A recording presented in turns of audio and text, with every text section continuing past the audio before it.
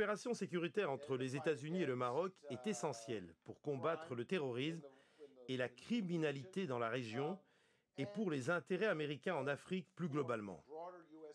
JD, nous pouvons faire un arrêt sur l'importance de ces aides militaires, surtout quand on parle de partenariat stratégique entre les États-Unis et le Maroc.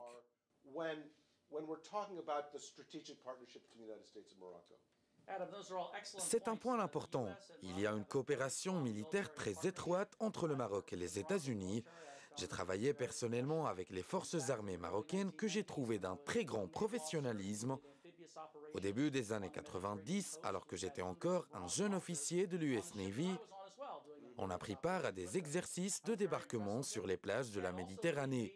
Une centaine d'officiers marocains étaient à bord du même navire. J'étais très admiratif par rapport à leur niveau.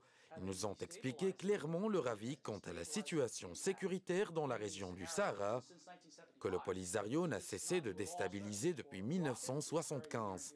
C'est pour ça que la question du Sahara est chère au cœur des Marocains, et j'estime que les États-Unis doivent continuer à soutenir le Maroc autant que possible.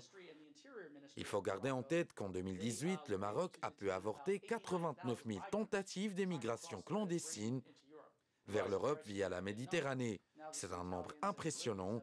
Le Maroc est de ce fait un acteur important que les États-Unis doivent soutenir, non seulement pour notre sécurité commune, mais aussi pour instaurer la stabilité et la sécurité au regard des flux des réfugiés.